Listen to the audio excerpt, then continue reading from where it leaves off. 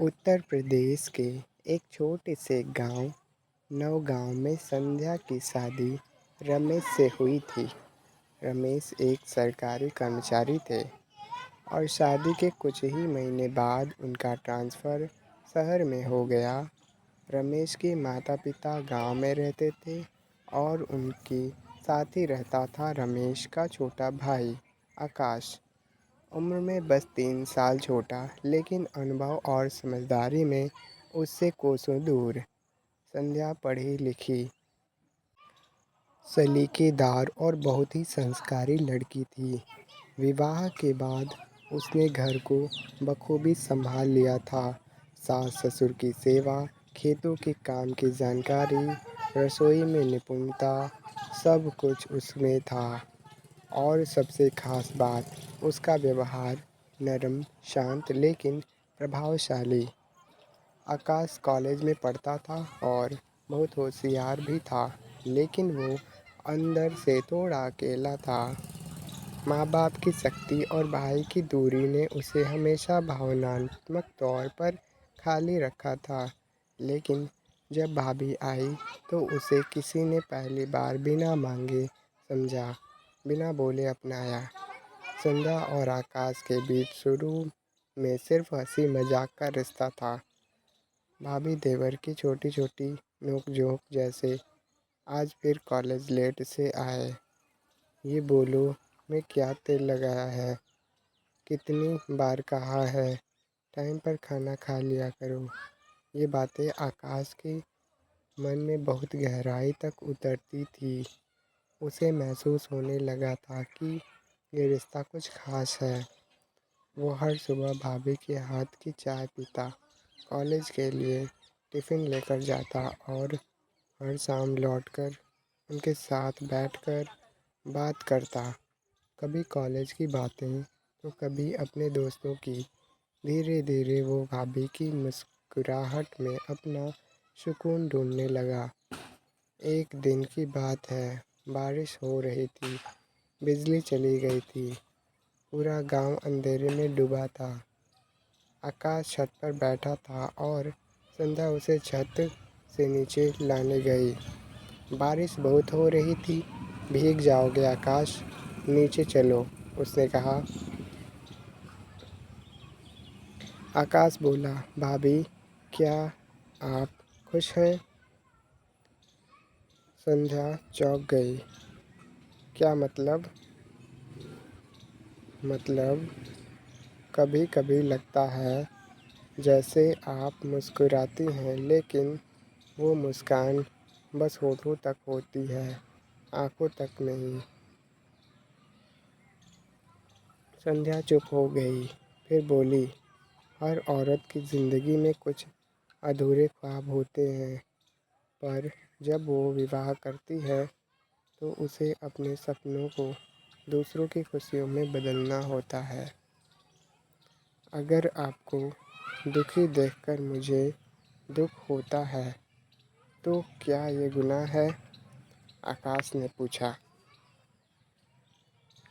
नहीं, संध्या बोली, लेकिन किसी के प्यार को मर्यादा की चादर में लपेटना ज़रूरी होता है, यही धर्म है। उस दिन पहली बार आकाश को ये समझ आया कि भावना होना गलत नहीं, पर भावना को दिशा देना ज़रूरी है। समय बीतता गया, आकाश का लगाव बढ़ता गया, लेकिन अब वो उसे दबाने की कोशिश करता। कभी कभी वो खुद को दोषी भी मानता। एक दिन जब वो कॉलेज से लौट रहा था, रास्ते में एक्सीडेंट हो गया। संध्या जब अस्पताल पहुंची तो आकाश बेसुध पड़ा था। डॉक्टर ने कहा था, कोई खास इंसान बुलाइए, मरीज़ का मनोबल बढ़ाना ज़रूरी है। संध्या ने आकाश का हाथ पकड़ा और बोली, तुम्हें कुछ नहीं होगा, मैं हूँ ना, तुमसे नाराज़ नहीं हूँ, बस चाहती हूँ कि तुम उड़ो, ऊंचे आसमान तक जाओ। आकाश की आंखों से आंसू बहने लगे। भाभी, अगर आप मेरी ज़िंदगी में नहीं होती तो मैं कब का टूट चुका होता। मैं जानता हूँ कि जो महसूस करता हूँ वो ठीक नहीं, लेकिन ये सब जानबूझकर नहीं हुआ, बस हो गया। संध्या ने उसकी आंखों से आंसू पोंछे और कहा, आकाश, प्रेम में कोई अपराध नहीं होता। अपराध तब होता है जब हम उसे दिशा नहीं देते। मैं तुम्हारी भाभी हूँ और तुम्हारी सबसे बड़ी ताकत भी बन सकती हूँ। बस एक वादा करो, अब तुम्हें अपनी मंजिल तक पहुँचना है मेरे लिए। इसके बाद आकाश पूरी तरह बदल गया। उसने खुद को पढ़ाई में झोंक दिया। संध्या ने घर की जिम्मेदारियां निभाते हुए उसका पूरा साथ दिया, कभी हौसले के रूप में, कभी प्रेरणा के रूप में। 4 साल बीते। आकाश का चयन सिविल सर्विसेज में हो गया। पूरे गांव में खुशी का माहौल था। रमेश भी शहर से आया और घर में उत्सव सा माहौल हो गया। उसी साल आकाश की शादी भी तय हुई।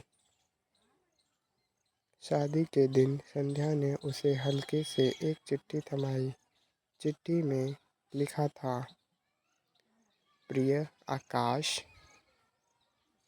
जब तुमने मुझे पहली बार भाभी कहा था तब मैं समझी थी कि ये रिश्ता सिर्फ सामाजिक है, लेकिन वक्त ने हमें वो सिखाया जो कोई किताब नहीं सिखा सकती।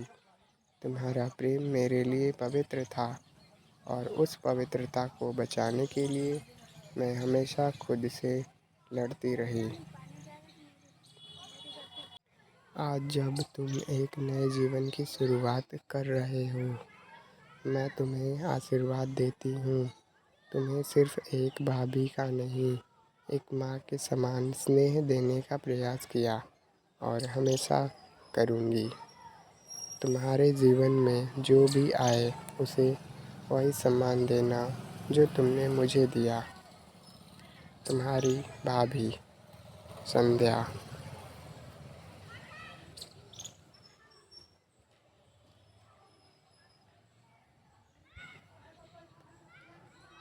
आकाश की आंखें भर आई।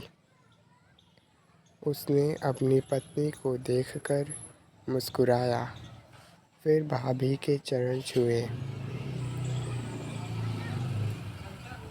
साल बीतते गए। आकाश शहर में बस गया और भाभी गांव में रही, लेकिन हर रक्षाबंधन पर वो अपनी पत्नी के साथ गांव जाता और भाभी को राखी बांधने देता।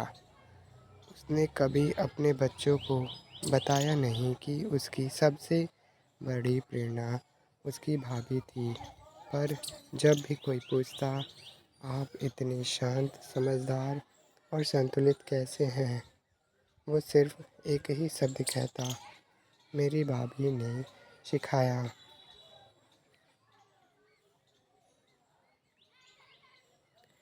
दोस्तों, इस कहानी से सीख, हर रिश्ता समाज के दिए नाम से तय नहीं होता।